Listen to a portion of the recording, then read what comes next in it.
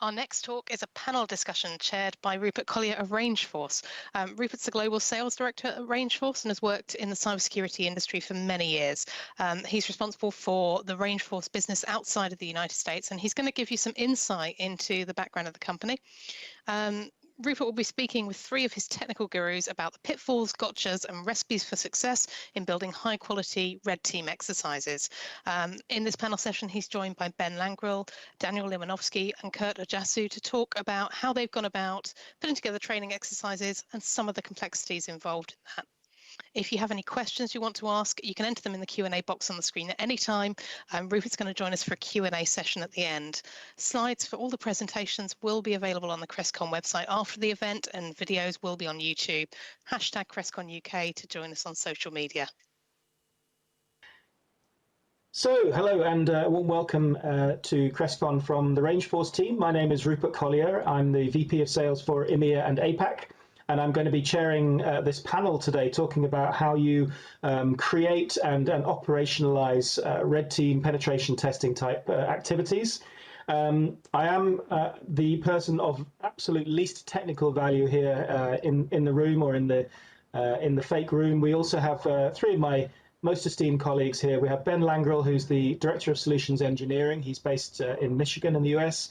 We have Daniel Limanowski, who's the Security Product Development Engineer based in Minnesota. And we also have Kert Ojasoo, who's an ethical hacker. He's a security architect and one of our team leads based in our Tallinn office in Estonia. So welcome, guys. Thank you very much for getting involved and participating. It would be a very short conversation if it was just me. I do want to bring you guys in just 1 second, but I thought it would be helpful just to give a little bit of background to RangeForce. This is not by any stretch of the imagination a sales activity, and I don't want it to come across as such, but just to give you an idea of who we are, so it sets a little bit of context. RangeForce basically offers a combination learning platform, and it consists of two, maybe three sort of main products. The first being an individual cyber range that we call Battle Skills. And Battle Skills is a platform with around about 650 modules and growing very, very fast, encompassing a really very wide variety of cybersecurity disciplines. So not just red team, but there is a lot of red team content in there. We also have a lot of blue team, SOC and incident response type content, web application security, secure DevOps, cloud security, secure coding. There's a whole load of different categories within the context of Battle Skills. And these are basically bite-sized, cloud-hosted, browser-based modules that you have to complete. And the concept is augmented by what we call battle paths. And the battle paths are predefined, prescribed learning paths that have been aligned to the NIST-NICE framework and the job stipulations that they have kind of set up for the most common cybersecurity-focused job roles. So, for example, junior SOC analyst or SOC analyst level 1, threat hunter, and all that kind of stuff. Everything, like I say, totally cloud hosted and delivered through the browser, but very, very hands-on at the same time. So you're given access essentially to your own virtual machine, or in a lot of cases, a sort of mini network of virtual machines, and you're given a task to complete within that virtual machine. Everything pre-installed for you that you need. So you could be doing, for example, a Wireshark analysis of a PCAP, or maybe learning about Yara rules or something along those lines.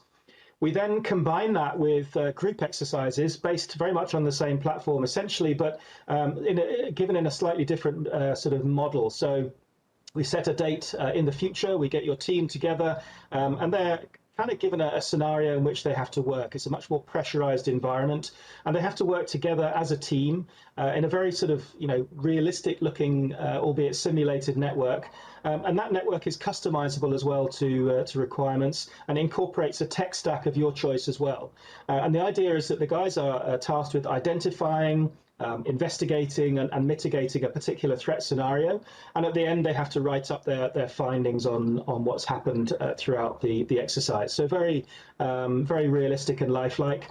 And then the third product that I was referring to, something called a cyber siege, which is more sort of individual focused and aligned particularly around sort of core ninja skills, if you like. So there's no accompanying third-party tools, or very few. It's kind of like the bare knuckle boxing, if you like, of the cybersecurity domain.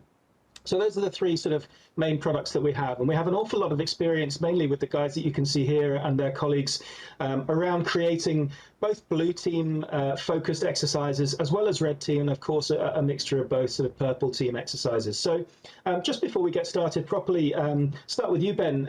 Could you give us a little bit of background to your experience in this field? Absolutely. Thanks, Rupert. So yeah, my name is Ben Langrill, and prior to coming to RangeForce, I had a couple of jobs, the most relevant to this discussion being worked for a large Fortune 500 chemical manufacturing company, and did a couple of different roles over the years, mainly around red team penetration testing, and then as time went on, more of the vulnerability management and purple team kind of ownership. So the key things I had to do there was looking through a rather large network that had, of course, as most do, lots of technical debt, and trying to understand what was there to be seen, what risk did it represent, and how could I help the organization resolve that risk. So as that time went on, I had a lot of outreach to other people in the organization, kind of showing them findings I had, worked on that risk remediation, the vulnerability management process, and through the whole thing, lots of testing, development, just understanding what was on that network. That's probably the most key thing for my takeaway there. Found a lot of interesting risks, and as you might imagine from such a large network, they had over 100,000 endpoints that were immediately visible, and probably 1 million that were in various segmented networks. So lots of experience looking at large networks and trying to identify where's the risk that matters. Fantastic. And Dan, you have a similar heritage in penetration testing and ethical hacking, right? Right. So I worked for a large consulting firm here in the United States for several years doing pen testing and red team assessments, mainly in financial and healthcare, very large institutions, and just looking at the offensive side of things and how we can help these large clients identify vulnerabilities, leverage things like social engineering, physical assessments, showing up on site, and trying to get access to things that we shouldn't have access to, and then working with the client to remediate those issues. I also did a number of projects working directly with SOC teams, doing purple team assessments. So trying to execute at a realistic level what adversaries are doing, especially the more advanced ones, and then working with the SOC to understand how they can detect and identify and then respond to these, which is essentially what we do with RangeForce with Battle Fortress, just in a simulated virtualized environment that we can bring up on demand. And be honest now, Dan, did you ever leave a USB key outside a company entitled with payroll written on it? Did you ever do that? We did do USB drops at one point. Yeah. Another fun thing we used to do was a thing called mouse jacking, which a number of different vendors for like Bluetooth and wireless mice were vulnerable to. With a certain hardware setup, you could essentially send keystrokes to them and control them. And so we would essentially steal NTLM hashes that way. So we did all sorts of fun things in person. And then also, there's a whole phishing side of things where you're creating campaigns and trying to convince people over email, over phone to do certain things. So right. Definitely fun. And, you're emulating stuff that these companies are going to see in real life. So very valuable for them. I thought that was an urban myth. I'm impressed that they do actually do that kind of thing. Last but not least, Kert, welcome to the session. Kert, you're based in our Tallinn office. You're one of the original members of the RangeForce team, right? You've been with us for a long time. Yes, thank you, Rupert. So I've been here over 2 years now. Prior to RangeForce, I actually did some security engineering back at Microsoft. But I've always loved ethical hacking and just trying to break into things. For example, a lot of the research I've done at the RangeForce just for creating those learning modules has actually played very well into my bug bounty salary as well. Yeah, that's the thing. I think we probably should establish exactly what we mean by red team exercises or red team modules. I mean, Guys, let's, I suppose, go around the horn and just kind of get an understanding of what we mean by that. Ben, do you want to start with what we mean by red team exercises? Sure. For red team exercise, it's going to be some kind of scenario where primarily we're teaching people the tenets of what you need to know in order to conduct such an exercise. So at a simple level, that might be something like port scanning, or it might be something like application code review, or running other more specialized tools for different services. But in general, it's what kind of, you're setting up a scenario where we can have you see some kind of network, see a virtual machine, see some kind of activity that mimics something you would see in the real world. And then what do I need to do to evaluate that for some kind of risk or some ability to do something I can't do? Dan, you agree with that? I do, yeah. And I think, when we say we're teaching some sort of ability around red teaming, we encompass offensive security and ethical hacking as a skill as a whole. And we look at, the various avenues of access and things like establishing persistence, basically across the entire attack chain that an adversary is wanting to accomplish, trying to teach all those individual skills, because there's quite a bit to learn along that path. And we try to take an approach where, it's crawl, walk, run, where, we start at a very specific skill and work on mastering that. And we've got a whole bunch of different modules that build off of each other. So, but yeah, no, I would agree with Ben's description of our red team educational opportunities here. And Kurt, just to elaborate a little bit on that, this is a lot more than just teaching users how to use Kali Linux, right? This is about contextualizing and giving people believable scenarios to really further their education. Yes, as I've always thought about when the modules are made, when the learner goes through the learning module, the story is super important. They need to be in an environment, and of course, it's not just the technical tools you have to teach and learn in that environment, but there's just so much more. Think about open source intelligence, for example. You can't teach a tool, or there are a few tools, of course, for that, but how do you compare that to some other providers where you just get a virtual machine and you go up from that, right? So it's just so much more than just technical skills. And I think the enterprise have different demands as well than kind of the consumer style stuff that a lot of people may have seen before, don't they? Ben, I think that the enterprise, you're not talking about having fun anymore. You're talking about potentially preventing very serious situations from happening. Yes, indeed. And especially you think about like a healthcare field or a manufacturing type field where there's potential for physical real world impact to some kind of cyber breach. We've of course seen a number of scenarios like that in the news over the years. And those are something that we're going to show.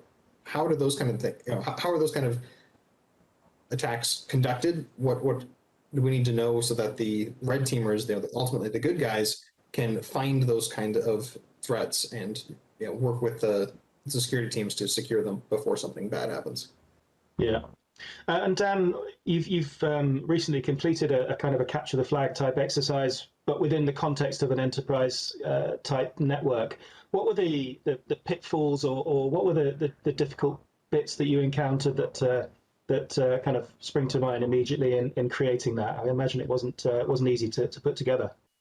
I think one of the things the difficulties that we have, and if you don't mind if I pivot a little bit, is especially around like purple team engagements and trying to, I guess, work with both red and blue teams and trying to train that type of assessment is trying to inject noise into the environment. So we try to have realistic enterprise networks and environments that we run and that we can spin up on demand. And one of the things is when we run an attack, or a red teamer is trying to gain access to a system, if that's the only traffic in the environment, it's going to be very easy to little to no work for let's say like the blue team to identify and find that access attempt. And so one of the things that we pride ourselves on and that we work on is like Kurt was saying, the whole story of our environments. So it's not just a couple of VMs sitting in the cloud. This is a fully interactive environment with different subnets and different users in the environment doing real things, like opening emails. They're opening links that they get. They're opening attachments that they get. They're browsing to different websites and downloading things maybe that they shouldn't. And so all this ties into like the log collection that we do, the different tools that like the blue team side can go into and analyze to try and detect what the red team might be doing in their challenge. And so that noise and building up that whole story of a real enterprise environment is something that we bring to the table in terms of realism. Yeah, I think that's an interesting point, actually. You can't really have effective red team exercises without incorporating a little bit of the blue team side as well, right, Ben? I mean, you were responsible for a lot of our blue team stuff, and I guess there's a big crossover there, right? Absolutely. And I kind of look at it as, when we teach blue teamers some red team concepts, or we teach red teams some blue concepts, it's all about seeing both sides of the coin. So as an attacker, I need to know that when I launch some kind of scan or launch some kind of web attack, understanding what kind of artifacts does that create in the environment, and being able, so that helps me improve my tradecraft in the sense of, I don't want to be detected normally on these kind of engagements. But at the same point, helps the blue team to understand, okay, what would a realistic threat scenario look like? And that's something that, of course, we can emulate some kind of attack, so the blue team can see, all right, if this particular CVE is going to be exploited, or this particular technique is going to be run, I can look for these kind of log artifacts or these other kind of forensic things on a system or in a network to understand this was done. And then I can put that together with the attacker mindset. That's the core of what we're teaching with the red team module, is that attacker mindset. I put that together to say, all right, does this make sense in the context of some larger threat? I'll say, going back to my purple team days at my old job, that was a key value that myself and others could bring, was if the SOC would bring us an escalation to say, all right, it looks like this bad thing is happening, we could look at it, analyze it, and putting on that offensive mindset to say, all right, would it make sense for this to happen by itself or in concert with something else we're seeing? And oftentimes you could say, well, no, that doesn't make sense, because if we're seeing this happen but not this other thing, that's not really an attack. And so that was good for the analytics piece. And that's the kind of thing we want to do with RangeForce, is show what is that a full life cycle of an attack, both for the teach people to do it with the red team, but also give exposure to it for that blue team side. Kurt, you were heavily involved in the creation of one of our so-called cyber sieges. Just talk us through that a little bit, and the type of scenarios that we have within that cyber siege. There's a few sort of situations that you kind of pivot from to, aren't there? You go from one sort of stage to the next. How difficult was that to put together, and what did it involve? So if you're talking about just these purely red team exercises, which putting one of these together is actually fairly simple. It's fairly straightforward. It doesn't require too much technical capability to create a few learnable hosts and link them together with networking. However, with some of the other ones we have that actually involve multiple networks and as Dan mentioned, user simulation, making sure that everything on the back end understands that yes, this user has, or this learner has achieved this goal, then all that automation that goes on top of it, that is very much transparent to the learner, that's something else. That's definitely more difficult. And can you adapt the exercise in real time? So if people are maybe finding it a little bit too difficult in parts, can you, I suppose, you can point them in the right direction, maybe without completely sort of giving the game away and giving them the answers.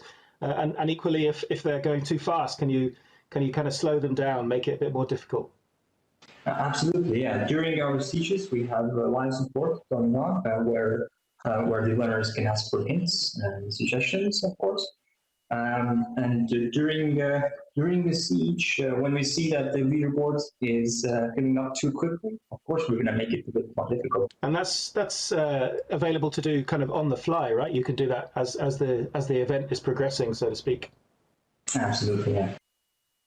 Dan, what would you say is more? This is possibly a difficult question to answer, but what do you say is maybe the more valuable side of cybersecurity? Is it red or is it blue, or is it just a mixture of both? I think in any role that you have, especially in cybersecurity, exposure is everything. And so, it hurts to not know what you don't know.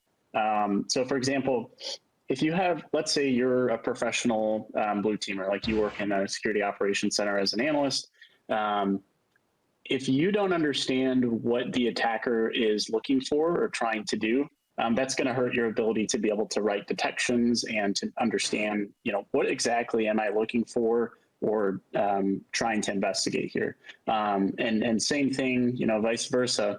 If you're an attacker and you don't understand the commercial and open source tools that are in place to detect you, or what sort of things that the SOC is looking for, then your chances of getting caught are going to be a lot higher. If you go in and just start running signature tools, and your payloads are not obfuscated in any way, and you're just running blind, you're going to get probably caught very quickly. And so to be effective on both sides, I think it's wise to take a holistic approach of trying to learn as much as you can. And so especially with platforms like RangeForce, the ability to go in and do modules and do exercises that involve both blue and red team, that's going to make you ultimately the strongest cyber professional that you can be. Again, coming back to the just understanding in my environment,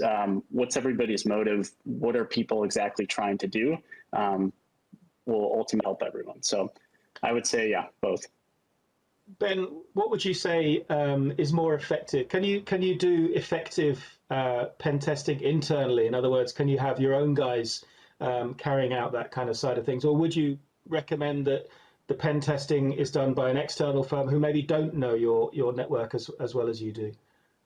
Yeah, and the answer there is the big fat depends answer of there's a lot of things that an internal team can help with. And I would say, again, looking back in my past roles, internal expertise is very helpful for that, like continuous assessment. If you want to think about it as like an expansion of a vulnerability management program, they're the kind of people that can be aware of attacker trends and actually have some skill to conduct those exercises. Which is fantastic for doing like assurance, like controls assurance testing. So say I wrote this detection that I think will protect against a certain attack. If I have that skill set internally, I can go do that. The flip side being internal testers, of course, learn too much about the environment. And that also is unrealistic for how an attacker works. A real attacker has to, starts with no knowledge of your network or very limited, and only builds it up over time.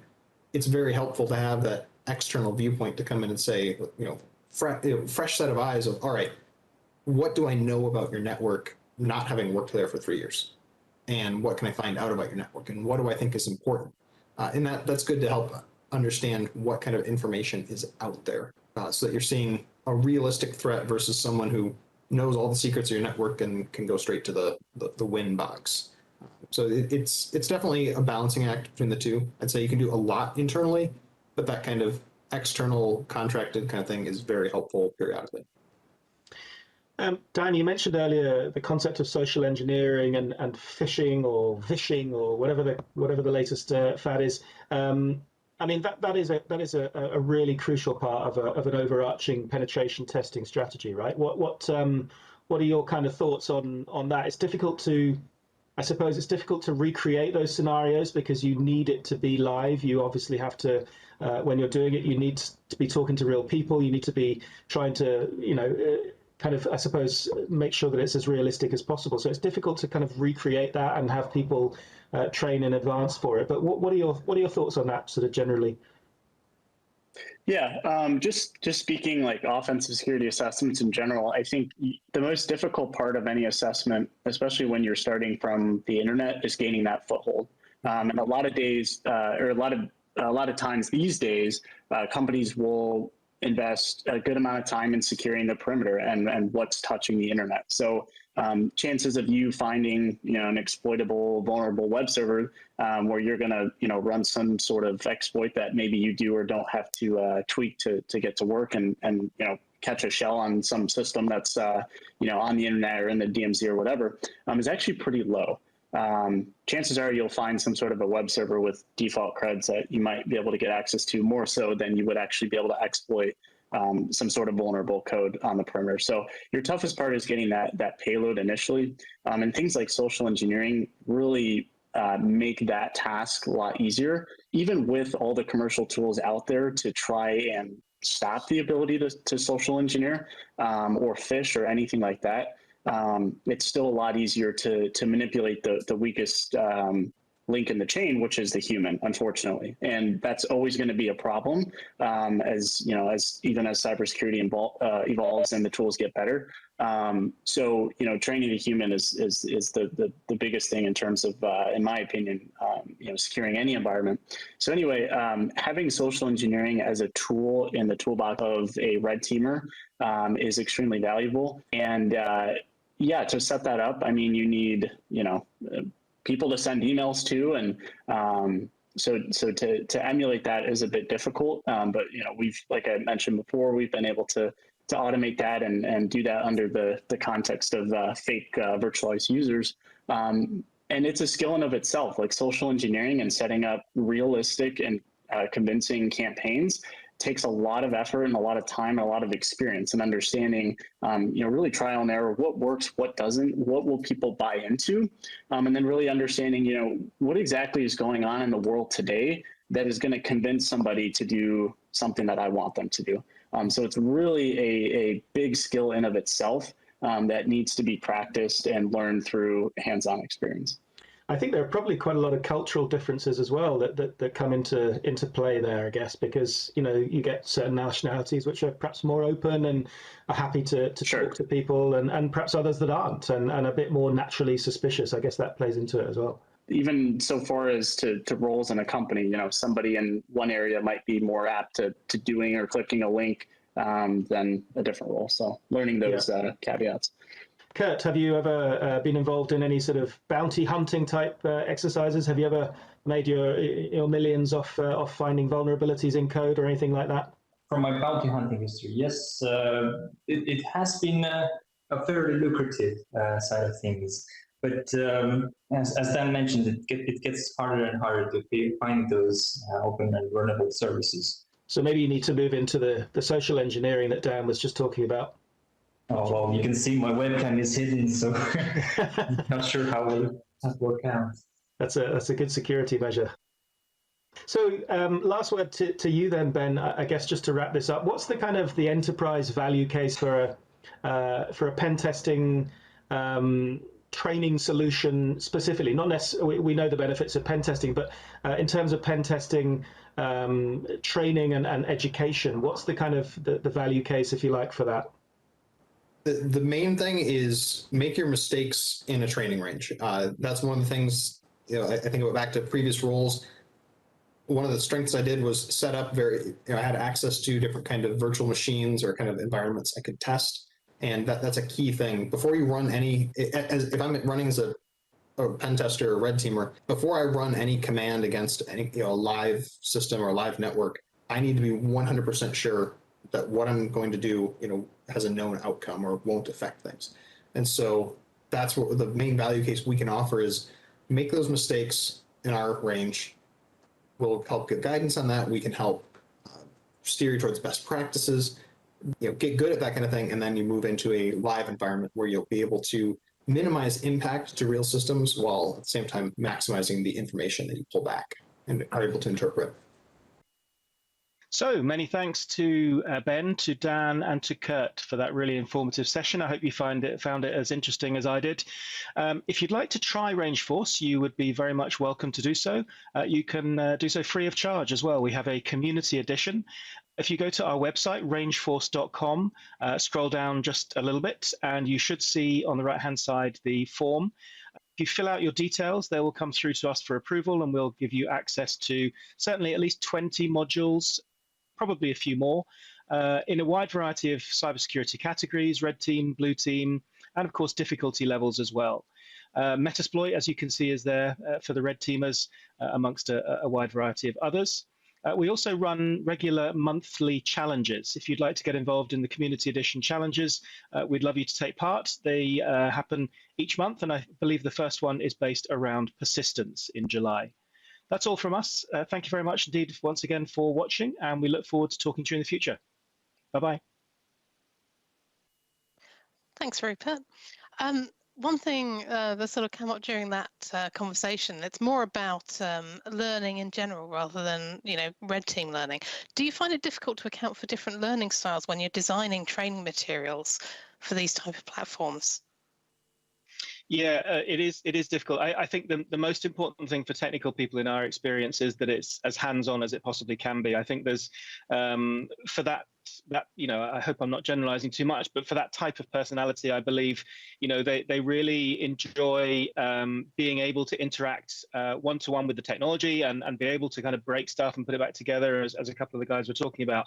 So, we do have some theory-based modules. You have to have that to prepare people, particularly at beginner levels. But I think once you get to the more sort of advanced levels, people absolutely need to be hands-on. They have to be ensconced in an environment where they can try out new techniques and test their skills. Yeah.